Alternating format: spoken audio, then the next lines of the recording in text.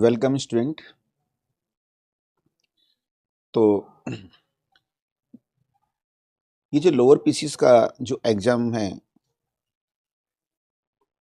तो आज उसके एक पेपर पे डिस्कस करेंगे। तो शुरुआत करते हैं।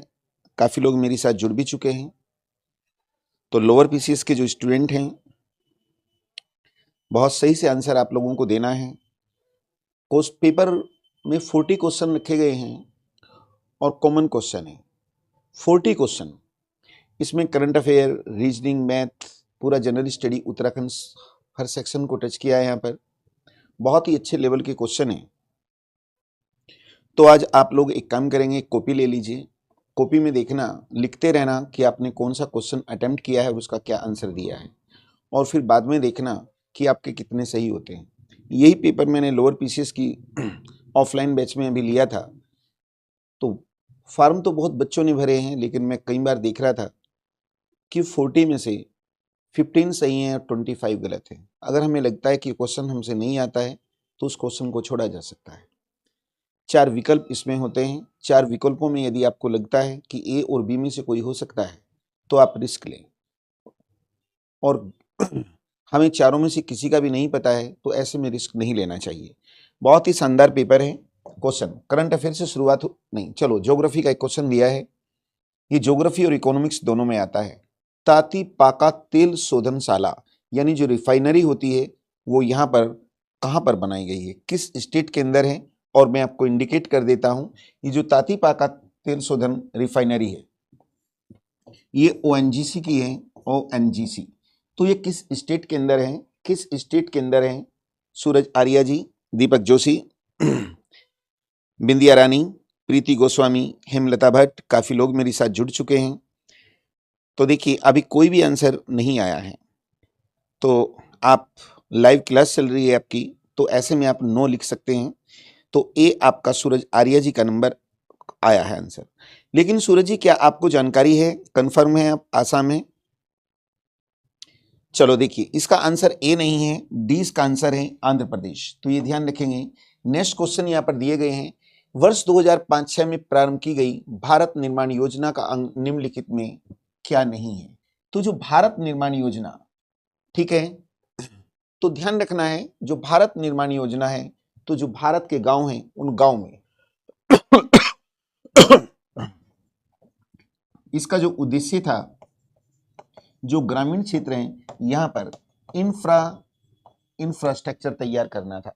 तो इसके 6 अंग थे। 6 अंग में देखिए, उसमें एक ग्रामीण आवास है, पेयजल है, ग्रामीण सड़क है।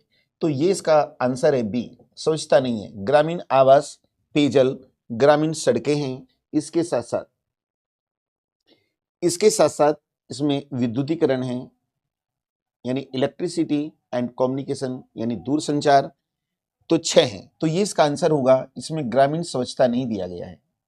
अब देखिए, साइंस का एक क्वेश्चन आया है, निम्नलिखित में कौन जल को जीवाणु मुक्त यानी बैक्टीरिया से मुक्त करने के लिए प्रयोग किया जाता है? क्या टोजोन, क्लोरीन डाइऑक्साइड, या क्लोरेमीन, या none of this? Question number third. Question number third का आंसर क्या आ सकता है? Question number third.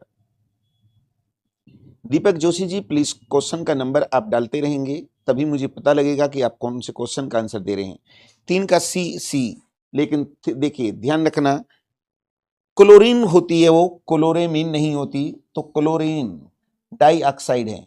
बहुत सोच समझ के आंसर दीजिए, क्योंकि इस पेपर को मैंने भी बहुत मेहनत के साथ बनाया है। निम्नलिखित में किसने हिरण्यगर्भ यानी गोल्डन वुम धार्मिक कार्य कराया था? इंडियन हिस्ट्री का क्वेश्चन है। इंडियन हिस्ट्री का क्वेश्चन है, क्वेश्चन नंबर 4। Question number 4। चलो आपको शायद जानकारी नहीं है, तो आप जानते हैं कि दक्षिण भारत में राष्ट्रकूट थे, राष्ट्रकूट, और राष्ट्रकूटों का एक फाउंडर भी था जिसका नाम दंती दुर्ग था। तो दंती दुर्ग ने क्या किया था? धार्मिक कार्य किया था हिरण्यगर्भ। वर्ष 1929 में जारी किए गए दीपावली घोषणा पत्र का संबंध किससे है?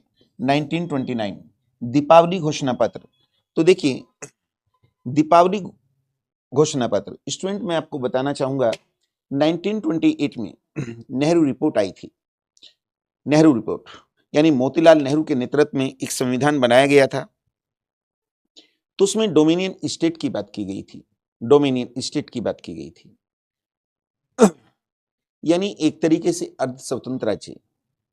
तो उस नेहरू रिपोर्ट पे कुछ दलों ने सांप्रदायिकता दिखाई थी और इसके साथ साथ चूंकि उसमें डोमिनियन स्टेट की बात थी तो उससे भारत का युवा वर्ग संतुष्ट नहीं था। जैसे जवाहरलाल नेहरू की बात करते हैं, इसके साथ साथ सुभाष चंद्र बोस, सत्यमूर्ति जैसे लोग थे, तो उन्होंने उसके विरोध में ऑल इंडिया इंडिपेंडेंस लीग की स्थापना भी की थी। तो डोमिनियन स्टेट, तो देखिए यहां पर दीपावली घोषणा पत्र कहा गया है, तो इसका आंसर बी है, बी। देखिए ज्योग्राफी का बहुत ही एक शानदार क्वेश्चन दिया गया है, बहुत इजी सा क्वेश्चन है। निम्न में नहरों में से किसी दामोदर नदी से निकाला गया है, यानी यहाँ पर सरहिंद नहर, बिश दोआब नहर, ईस्टर्न ग्रे नहर और एडन नहर की बात की गई है। तो दामोदर नदी से कौन सी नहर निकली है? क्वेश्चन नंबर 6, दामोदर नदी ये वेस्ट बंगाल में बहती है और इसे बंगाल का शोक भी कहते हैं। तो एडन नहर आपका आंसर आ रहा है और बिल्कुल शानदार आंसर है, बहुत अच्छा परफॉर्मेंस एडन शहर नहर। आर्टिकल 108 के अंतर्गत लोकसभा और राज्यसभा की एक ज्वाइंट मीटिंग होती है, आहूत की जाती है, तो किसके द्वारा की जाती है? मैं यहाँ इंडिकेट कर देता हूं, ये जो ज्वाइंट मीटिंग है, और भी ध्यान दीजिए, इसका मतलब इसे कौन बुलाता है? कौन बुलाता है? एक तो होता है कौन बुलाता है और एक होता है कि इसका चेयरमैन कौन होता है। तो मैंने यहाँ पर आहूत की जाती है, यानी किसके लिए घोषणा होती है कि ज्वाइंट मीटिंग होगी, ज्वाइंट सीटिंग मीटिंग, आहूत की जानी, संयुक्त बैठक एक ही चीज होती है। क्वेश्चन नंबर 7, काफी लोग मेरे साथ जुड़े हैं, ज्योति राणा जी, बी आप कह रहे हैं। अब देखिए क्वेश्चन बहुत इजी है और हम लोग लैग कहां करते हैं। चलो, निधि बिष्ट आपका ए आंसर आ रहा है, कमलेश यादव जी बी। अब क्वेश्चन को ध्यान से समझना है। देखिए हम बुक्स से को जब पढ़ते हैं तो बहुत हवा हवा में पढ़ लेते हैं, तुम्हें बहुत डीपली सोचना है। एक होता है बुलाना, एक अध्यक्षता। देखिए अगर इसे बुलाने की बात करता है, कौन घोषणा करता है, तो इस प्रेसिडेंट इसकी घोषणा करते हैं, और अध्यक्षता स्पीकर इसकी अध्यक्षता करते हैं। तो यहां पर कुछ बच्चों का आंसर गलत हो जाता है। लेकिन अगर आप लोगों से क्वेश्चन पूछा जाए कि राष्ट्रपति जब संयुक्त अधिवेशन की घोषणा करते हैं, क्या किसी से परामर्श लेते हैं, और यदि लेते हैं तो किस किस से लेते हैं? तो ध्यान रखना, राष्ट्रपति जब ज्वाइंट सीटिंग की घोषणा करते हैं तो वो लोकसभा अध्यक्ष और राज्यसभा के जो सभापति होते हैं, चेयरमैन, है ना, उन दोनों की एडवाइस पर संयुक्त अधिवेशन की घोषणा करते हैं। ये आपको ध्यान रखना है। ठीक, आगे फिर बढ़ते हैं। फिर यहां देखती हैं, भारत के राष्ट्रपति पर इंपीचमेंट किस आर्टिकल में है? तो प्रेसिडेंट पर जो इंपीचमेंट लगता है, महाभियोग, वॉयलेंस ऑफ कॉन्स्टिट्यूशन, यदि राष्ट्रपति संविधान का अतिक्रमण कर जाए तो ऐसी स्थिति में राष्ट्रपति पर महाभियोग लगता है। अभी तक भारत के किसी भी राष्ट्रपति पर नहीं लगा है। तो राष्ट्रपति को पहले 14 दिन पूर्व सूचना दी जाती है और इसकी शुरुआत लोकसभा या राज्यसभा किसी सदन से की जा सकती है। लेकिन उस सदन के 1/4 सदस्य राष्ट्रपति को 14 दिन पूर्व सूचना देकर इस प्रपोजल को लाते हैं और राष्ट्रपति अपने बचाव के लिए स्वयं या अपने किसी लॉयर को खड़ा कर सकते हैं। और यदि ये एक सदन में पारित हो जाता है 2/3 मतों से, तो दूसरे सदन में जाता है जो इसकी जांच करता है। जांच से तात्पर्य यही, वहां भी 2/3 मतों से यदि पारित हो जाए तो ऐसे में राष्ट्रपति पर इंपीचमेंट सिद्ध समझा जाएगा और उन्हें रिजाइन देना होगा। तो अभी तक किसी भी राष्ट्रपति पर नहीं लगा है और आर्टिकल 61 में इसकी व्यवस्था है। ठीक है, आर्टिकल 53 में तो कहा गया है कि राष्ट्रपति कार्यपालिका के संवैधानिक प्रधान होते हैं और 74 में मंत्रिपरिषद की बात की गई है और 13 में क्या होता है कि सुप्रीम कोर्ट संविधान का रक्षक है। तो देखिए नालंदा परियोजना किस मंत्रालय की परियोजना है? एक नालंदा प्रोजेक्ट लाया गया है, ये किस मिनिस्ट्री द्वारा संचालित होता है? नालंदा। देखिए क्या शानदार क्वेश्चन है, बहुत ही शानदार क्वेश्चन है। और क्वेश्चन नंबर 9 का आंसर क्या हो सकता है? सी आप कह रहे हैं, सी कमलेश जी कह रहे हैं और ज्योति राणा, सूरज भाई का ए आंसर आ रहा है।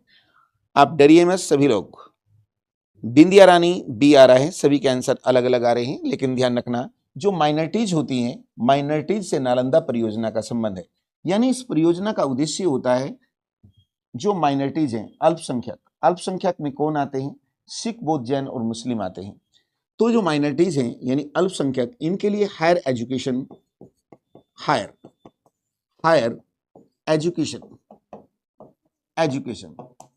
की व्यवस्था करनी है। और इसकी शुरुआत जो हुई थी AMU यानी अलीगढ़ मुस्लिम यूनिवर्सिटी से इसकी शुरुआत हुई थी, नालंदा परियोजना। यहां पर नगरीकरण यानी अर्बेनाइजेशन के कारणों के संबंध में निम्न कथनों पर विचार किया गया है। नीचे दिए गए कूट से सही उत्तर जानना है। तो अर्बेनाइजेशन के संदर्भ में 4 बातें की गई हैं, कौन सही है? अब देखिए बात यह आती है कि अर्बन, भारत के अंदर अर्बन पॉपुलेशन कितनी है, कई बार क्वेश्चन पूछ लेता है। तो 31.2% एट प्रेजेंट है। सबसे नगरीकृत गोवा है और सबसे कम परसेंटेज में कौन है? हिमाचल प्रदेश है। सबसे ज्यादा नगर कहाँ है? उत्तर प्रदेश में। सबसे ज्यादा नगरीय जनसंख्या कहाँ है? महाराष्ट्र में। लेकिन परसेंटेज में गोवा है। तो नगर होने के लिए 4 कंडीशन होती है। पहले टेस्ट पेपर में आपने सुना भी होगा मेरे से कि वहां की पॉपुलेशन 5000 होनी चाहिए, वहां नॉन एग्रीकल्चर पॉपुलेशन 75% होनी चाहिए, वहां की पॉपुलेशन डेंसिटी 400 होनी चाहिए, और वहां कोई म्यूनिसिपैलिटी या कंटेनमेंट बोर्ड या नगर निगम होना चाहिए। तो नगरों में सहायक 10 का ए आप कह रहे हैं 1, 2, 3। तो देखिए ग्रामीण से नगरीय क्षेत्रों में प्रवास की ऊंची दर होती है, यानी गांव के लोग माइग्रेट होकर वहां जाते हैं। शहरों में शैक्षणिक संस्थानों की संख्या अधिक होती है, औद्योगिकरण भी होता है। ग्रामीण क्षेत्रों में ऊंची दर ये नहीं है। तो आपका आंसर ए बिल्कुल राइट आ रहा है। आप देखते हैं सिगरेट के धुएं में मुख्य प्रदूषक क्या होता है। जो लोग स्मोकिंग करते हैं तो उसमें हमें क्या क्या मिलता है?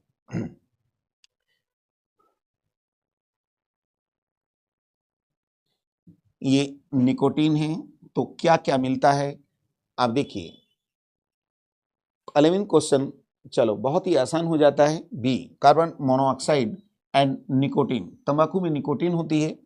निम्न में कौन सा जल जनित रोग है, यानी कौन सी ऐसी डिजीज है या बीमारी है जो गंदा जल यूज करने से होती है?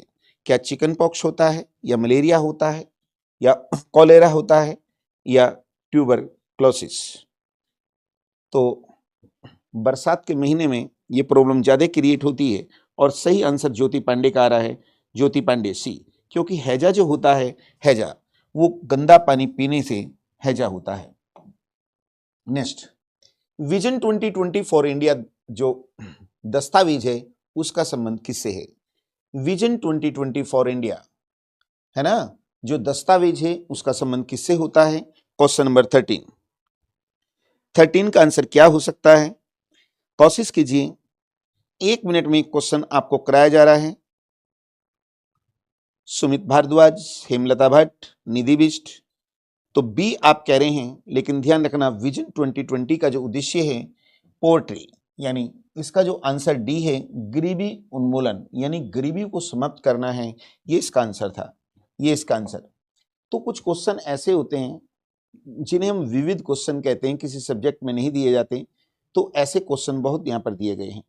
अब देखिए भारत सरकार द्वारा घोषित ABC सूचकांक यानी इंडेक्स का संबंध किससे है? ABC का संबंध किससे है? Agriculture, communication, education and health. तो क्वेश्चन नंबर 14, अगर क्वेश्चन नहीं आता तो टच नहीं करेंगे दीपक जोशी जी, तो ये ध्यान रखना। तो आपके लिए नया भी हो सकता है। बी आप कम्युनिकेशन कह रहे हैं, लेकिन ABC का मतलब ये हेल्थ से संबंधित है, ये ध्यान रखेंगे। तो इन्वायरमेंट प्रोटेक्शन एक्ट यानी पर्यावरण संरक्षण जो अधिनियम लाया गया था, क्वेश्चन नंबर 15 पे आ जाइए। तो ये जो एक्ट था ये किस वर्ष पारित हुआ था? आप मुझे बता सकते हैं। क्वेश्चन नंबर 15 का आंसर क्या हो सकता है? प्लीज बहुत को सोच समझ के आंसर देना है। काफी स्टूडेंट मेरे साथ जुड़े हैं, लेकिन कमलेश जी बिल्कुल राइट आंसर आ रहा है। हाँ प्रकाश जी बिल्कुल ठीक। ज्योति ना 86 इसका आंसर है। 86 इसका आंसर है। अब आगे देखिए। अब यहां पर करंट अफेयर आपका शुरू होता है, और आप जानते हैं कि जो नेशनल इनकम निकाली जाती है, तो इसके लिए जब देश आजाद हुआ तो पीसी महालनोबिस कमेटी गठित की गई थी। वही पीसी महालनोबिस जिन्होंने सेकंड 5 ईयर प्लान का मॉडल तैयार किया था। लेकिन उसके बाद CSO सेंट्रल स्टैटिस्टिकल ऑर्गेनाइजेशन का गठन हुआ, और उसका स्थान आप देखिए नेशनल स्टैटिस्टिकल और ऑफिस यानी एनएसओ ने लिया है।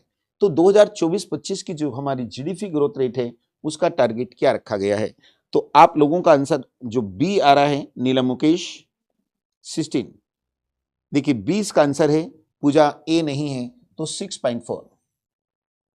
ये आप जानते हैं कि दिल्ली के अंदर राजनीतिक उथल पुथल हो रही है और आप पार्टी के जो सीएम थे वो अरेस्ट भी हुए, अपने कारनामों से हुए थे। ऐसा नहीं है क्योंकि उन्होंने एक बहुत गलत काम किया था, उस गलत काम की ओर ध्यान भी नहीं दिया जा रहा है। जो शराब थी बहुत सस्ती की थी, दूध से सस्ती शराब की थी, और जो शराब ज्यादा सस्ती होगी तो देखिए ज्यादा पी जाएगी, जो लोग नहीं पीने वाले थे वो भी इस गंदी लाइन में चले जाएंगे, तो उनके ऊपर केस चला है। तो राजनीतिक उथल पुथल के होने के कारण अब दिल्ली के अंदर क्या है, लेजिस्लेटिव असेंबली यानी विधानसभा के चुनाव। तो क्वेश्चन दिया जा रहा है कि दिल्ली के अंदर कितने वोटर्स हैं।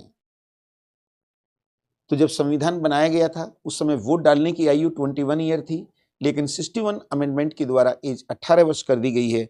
तो बी आप आंसर कह रहे हैं, 17 का बी यानी 2 करोड़। लेकिन मैं बताना चाहूंगा 2011 की जनसंख्या के अनुसार दिल्ली की पॉपुलेशन 1 करोड़ 75 लाख थी।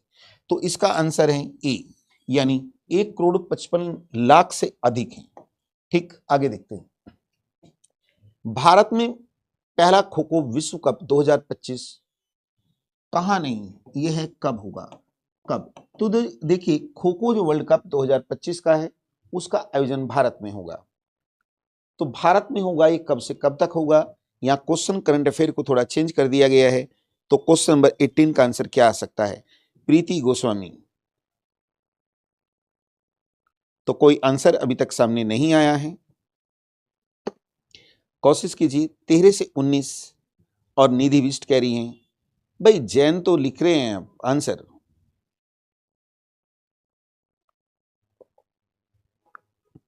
तो देखिए राइट आंसर ए आ रहा है कुछ लोगों का, ए ये बिल्कुल राइट आंसर है। 2025 में मेजर ध्यानचंद पुरस्कार किसे मिलेगा? यानी 2025 में मेजर ध्यानचंद आप जानते भी हैं हॉकी के हीरो थे और इन्हीं के सम्मान में खेल दिवस मनाया जाता है। हरमनप्रीत सिंह, ए बिल्कुल दुर्गा सिंह जी राइट आंसर दे रहे हैं आप, हरमनप्रीत सिंह। तो संयुक्त सैन्य अभ्यास सूर्य किरण भारत के साथ किसने किया है? यानी दोनों देशों की जो आर्मी थी उनके बीच एक ज्वाइंट प्रैक्टिस हुई है जिसका नाम सूर्य किरण था। ये किसके साथ हुई है? भूटान, नेपाल, चाइना और श्रीलंका, यानी तीनों भारत के पड़ोसी देश हैं। ठीक, पड़ोसी देश। तो ध्यान रखना सूर्य किरण जो सैन्य अभ्यास है ये नेपाल के साथ हुआ है। फिर यहां एक करंट का question, women juniors Asia's cup 2024 final में भारत ने किसे पराजित किया था? इसमें भारत की जीत हुई थी, तो भारत ने किसे पराजित किया है? बहुत ही शानदार क्वेश्चन है, आप आंसर देते रहिए। अभी कोई आंसर 21 का नहीं आया है, लेकिन चीन की इसमें हार हुई थी फाइनल में। अब समुद्रगुप्त के संदर्भ में क्या गलत है? बहुत ही शानदार क्वेश्चन यहां पर दिया गया है। समुद्रगुप्त इंडियन हिस्ट्री का क्वेश्चन है। गुप्ताज, समुद्रगुप्त, ये वही समुद्रगुप्त हैं जिनकी जानकारी आप करते रहिए, मैं बोलता जाऊंगा। हरिसेन की प्रयाग प्रशस्ति से मिलती है, हरिसेन की प्रयाग प्रशस्ति से मिलती है। हरिसेन के पास 2 पद थे, एक सचिव भी हैं, एक संधि विग्रह भी हैं। इन्हें विसेंट स्मिथ ने भारत का नेपोलियन कहा है। भारत का नेपोलियन 2 लोगों को कहा जाता है, विसेंट स्मिथ ने समुद्रगुप्त को कहा है, और एक फ्रांसीसी पर्यटक विक्टर जैकमा आया था जिसने रणजीत सिंह को नेपोलियन कहा था। ये जो समुद्रगुप्त हैं इसने 2 अश्वमेध यज्ञ भी किए थे, इसे कविराज भी कहते हैं, और ये वीणावादक था। ये एक अनोखा साम्राज्यवादी भी था। तो इसके संदर्भ में 21 का आप डी कह रहे हैं। देखिए ठीक आ रहा है। उत्तर भारत का पहला शासक था जिसने दक्षिण भारत की राजनीति में हस्तक्षेप किया था, बिल्कुल राइट आंसर। दक्षिण के 12 राजाओं को पराजित किया था इसने। और दक्षिण भारत का पहला शासक जो था ध्रुव था, राष्ट्रकूट शासक, जिसने उत्तर भारत की राजनीति में हस्तक्षेप किया। इसने फ्यूडलिज्म को बढ़ावा दिया, शकों के विरुद्ध कन्योपदान की नीति अपनाई। डी इसका आंसर गलत है। इसने ग्रह मोक्षानुग्रह की जो नीति थी ये नॉर्थ इंडिया में नहीं बनाई थी। ग्रह मोक्ष अनुग्रह, दक्षिण भारत के 12 राजाओं को पराजित किया, उनसे अधीनता स्वीकार कराई। इसकी इस नीति को ग्रह मोक्ष अनुग्रह की नीति एवं धर्म विजय की संज्ञा दी गई है। तो डी इसका आंसर आ रहा है अधिकांश लोगों का। तो अधिकांश लोग, ठीक है, कुछ का नहीं आ रहा है। चलो, जब आप प्रैक्टिस सेट सोल्व करते हैं तो उसमें ध्यान रखेंगे, अगर 40 नंबर का पेपर है, अगर आपके 25 सही होते हैं तो गलत 1-2 ही होना चाहिए। ऐसे ही क्वेश्चनों में रिस्क लेना है, क्योंकि एग्जाम पास करना एक अच्छी टेक्निक होती है और आपकी टेस्ट सीरीज बहुत ज्यादा चलती है, आप जानते भी हैं इस चीज को। वो इसीलिए कराई जाती है कि जो भी आपको गलती करनी है वो मेरी आंखों के सामने कर ले, एग्जामिनेशन हॉल में नहीं करनी है। क्योंकि एग्जामिनेशन हॉल में प्रेशर भी होता है, वहां आपका डिसीजन मेकिंग बिल्कुल गलत नहीं होना चाहिए। और आप जीत आईएएस की टीम आपको हमेशा सहयोग करती है, ठीक, और जीत आईएएस से आप जुड़े हैं तो आपका सक्सेस रेट बहुत हाई होना चाहिए, नहीं तो दोस्तों मेरा भी तो अपमान है ना, ठीक। चलो, किस अभिलेख में अशोक का नाम आया है? देखिए, मौर्याज, अशोक ने अभिलेख लिखवाए थे, तो कौन सा अभिलेख है जिसमें अशोक का नाम आया है? अशोक, इंडियन हिस्ट्री बहुत बच्चों ने पढ़ी है, बहुत से बच्चों ने अभी छुई नहीं है, ठीक।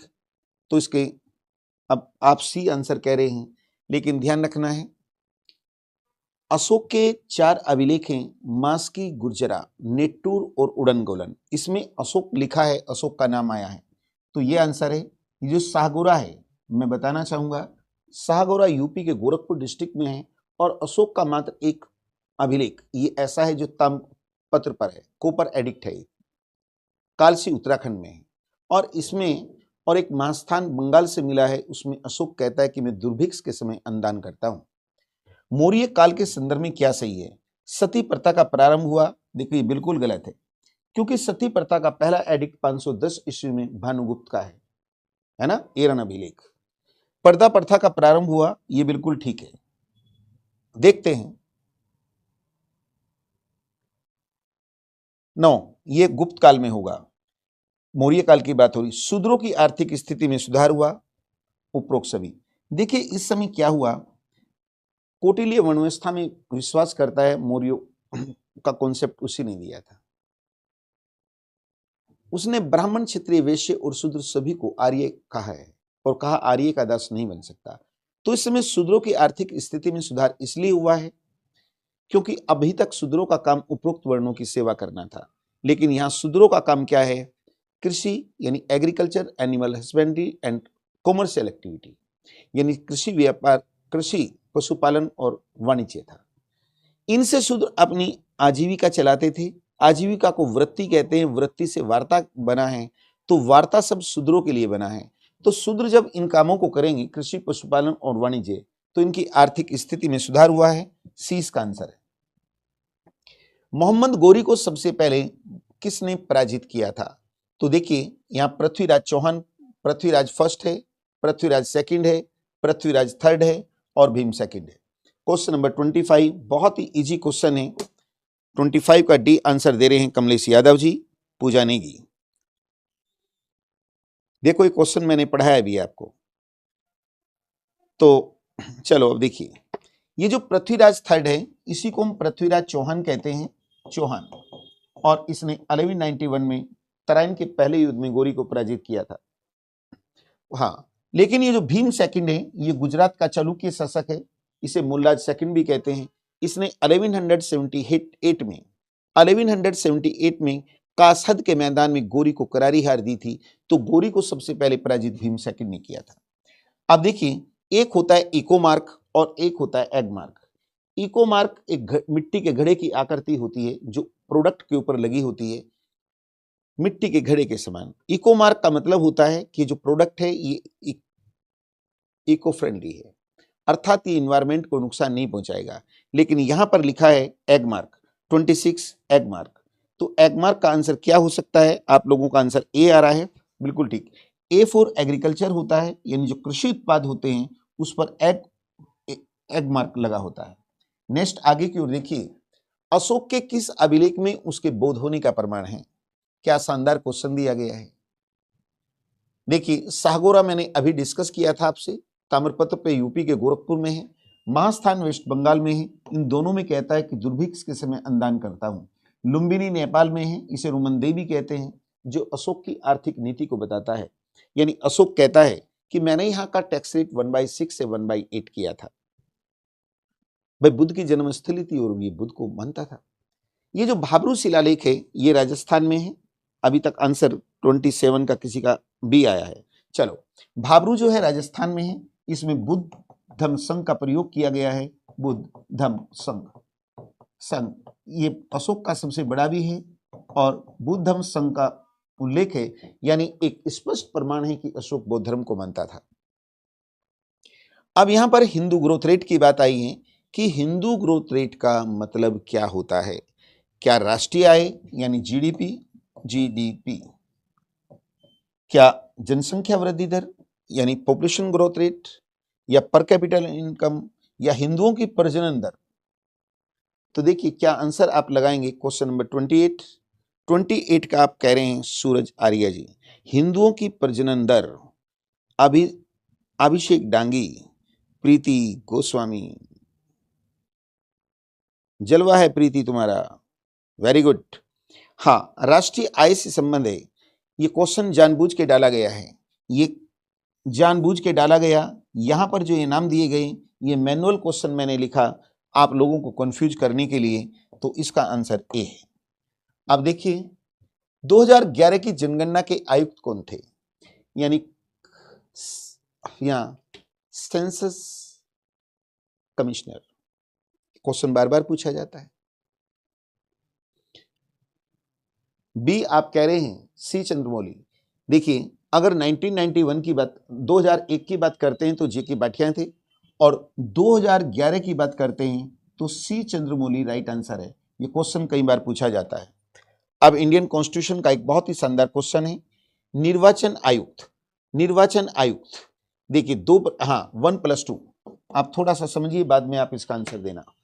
ये जो हमारा इलेक्शन कमीशन है आर्टिकल 324, तो जब ये बना था इसने पहला आम चुनाव 1952 में कराया था। तो ये केवल सिंगल बॉडी होता था, यानी इसमें चीफ इलेक्शन कमिश्नर होता था। लेकिन 1989 में 1+2 किया गया और 90 में फिर इसको क्या कर दिया गया, सिंगल कर दिया गया, और 1992-93 में इसे 1+2 कर दिया गया। तो इसमें चीफ होता है, चीफ, और 2 अदर होते हैं, अदर। तो जो अदर की बात हो रही है उसको जो पद से हटाते हैं उसे चीफ इलेक्शन कमिश्नर की सिफारिश पर राष्ट्रपति पद से हटाते हैं। सही आंसर आपने दे दिया है। लेकिन अगर चीफ को हटाना हो तो उस पर प्रोसेस ऑफ इम्पीचमेंट चलता है। ठीक, तो सी इसका आंसर है। 10 क्वेश्चन और। निम्नलिखित में कौन सी कमेटी ऐसी है जिसका संबंध पंचायती राज से नहीं है? तो कौन सी हो सकती है? PVN राव समिति, LM Singhvi committee, Ashok Mehta committee and Balwant Rai Mehta committee. तो इसका क्या आंसर हो सकता है? अब देखिए क्या आंसर इसका हो सकता है, क्या इसका आंसर हो सकता है। अब कौन सी समिति, बिल्कुल बच्चों का क्वेश्चन है, इतना इजी क्वेश्चन यहां पर रख दिया गया, क्या बताएं, अफसोस हो रहा है। लोअर पीसीएस का पेपर है, 20 का आंसर दे रहे हैं ज्योति राणा, क्वेश्चन नंबर 31 बी, लेकिन ये आंसर गलत हो जाता है। सभी के बी आंसर आ रहे हैं और ये आंसर गलत है। इसका आंसर ये है। आप जानते हैं LM सिंघवी कमेटी जो थी 1986 में बनी थी, अशोक मेहता 1977 में बनी थी, बलवंत राय मेहता 1957 में बनी थी, है ना। PK थुंगन कमेटी 1988 में बनी थी, GVK राव 1985 में बनी थी। ये सब पंचायती राज से संबंधित है। तो अपना लेवल बढ़ाना है आपको। किस वाद में भारतीय संविधान के मूल ढांचे की अवधारणा प्रतिपादित की गई? तो यहां पर 4 वाद दिए गए हैं, 3 आपको। क्या ये बिल्कुल ठीक है? लेकिन ये अवधारणा बिल्कुल सब गलत दिए हैं, नॉन ऑफ दीज है। इसके लिए आपने एक नाम सुना होगा, केशवानंद भारतीयवाद था, भारतीयवाद, ये इसका आंसर है। अब क्वेश्चन नंबर 33, अब आपका रीजनिंग भी आएगा यहां पर। कॉन्स्टिट्यूशन का फिर एक क्वेश्चन दिया है मैचिंग के लिए, आर्टिकल 39A यानी समान न्याय एवं निशुल्क विधिक सहायता। 40 ग्राम पंचायत, 44 यूसीसी एंड 44 दिया है the separation of judiciary and executive of public service in the state and UTS. तो इसका क्या आंसर हो सकता है? Question number 33। कमलेश जी बिल्कुल राइट आंसर आ रहा है। 39 में समान कार्य के लिए समान वेतन यानी equal salary and equal work, और निशुल्क विधिक सहायता बिल्कुल ठीक है, ये ग्राम पंचायतों से संबंधित है, ये यूसीसी। ये आंसर गलत है। आर्टिकल 48 में तो क्या कहा गया? आर्टिकल 48 कहता है कि कृषि और पशुपालन, एग्रीकल्चर एंड एनिमल हस्बेंड्री, इनके विकास में वैज्ञानिक दृष्टिकोण यानी साइंटिफिक अप्रोच डेवलप की जाए और दुधारू पशुओं की हत्या पर रोक लगाई जाए। तो ये इसका आंसर है। अगर हम इसकी बात करते हैं जो इसमें लिखा गया है, ये आर्टिकल 50 में है, 50 में, तो ये आंसर आपका ठीक हो जाता है।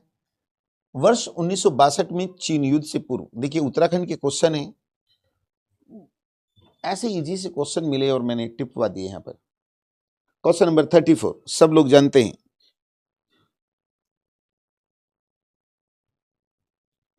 चलो ठीक है, 35 बताइए। चलो ठीक है, भोटिया हैं और 35।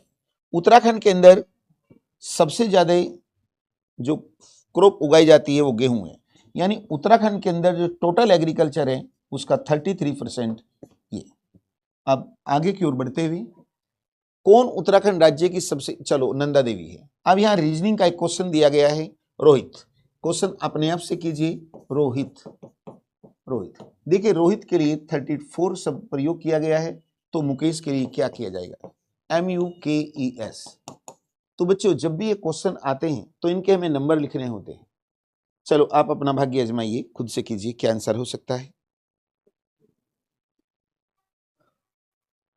काफी लोग मेरे साथ जुड़े हैं, काफी लोग जुड़े हैं, तो क्या आंसर हो सकता है? अब रीजनिंग में टाइम लगता है आप लोगों को, तो मैं ऐसे ही करा देता हूं।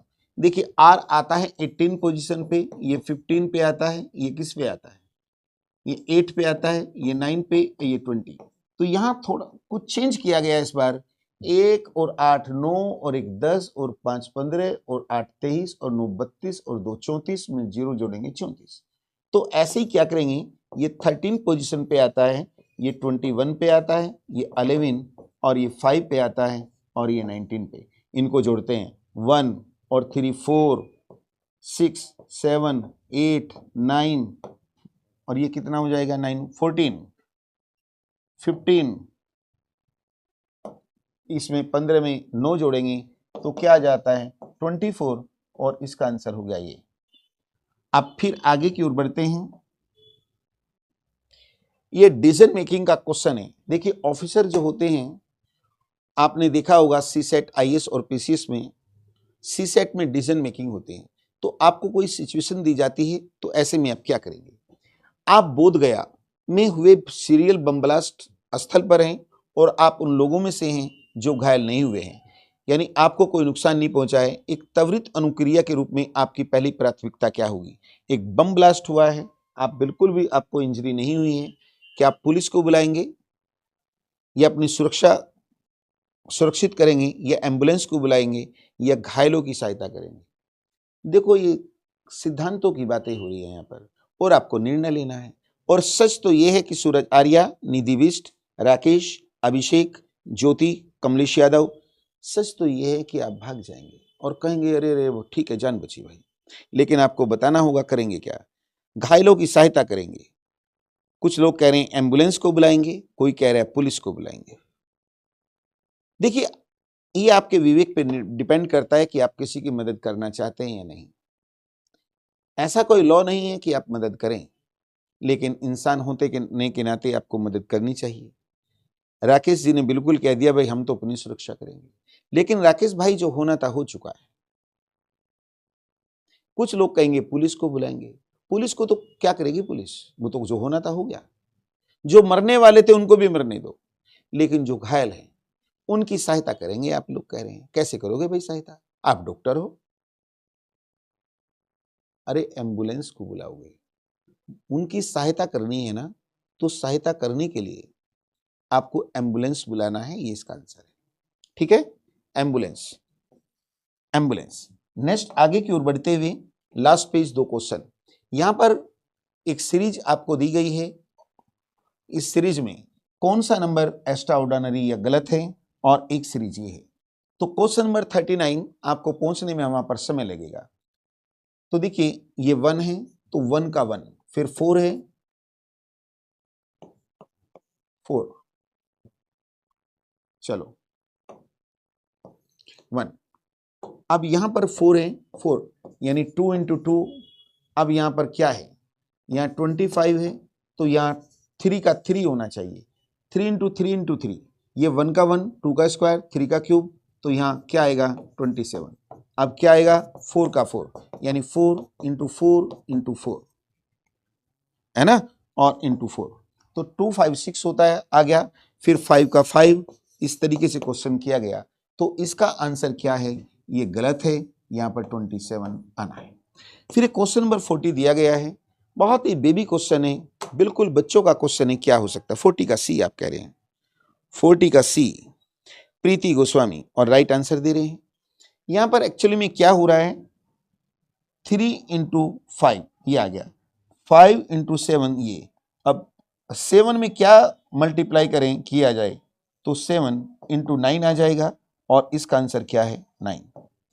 तो छोटा सा पेपर आप लोगों के साथ मैंने डिस्कस किया है, एक बार इसको फिर देखना आप, ठीक है। आपकी जो ऐप आपने ले रखी है जीत आइस में रजिस्ट्रेशन करा रखा है, उसमें पुरानी टेस्ट सीरीज भी एक बार देखिए, और इसको भी देखना है। बहुत ही लगन और मेहनत के साथ आपको तैयारी करनी है, बहुत अच्छे से मंथन करना है। ओके, मेरी ओर से आप लोगों को शुभकामनाएं। Thank you.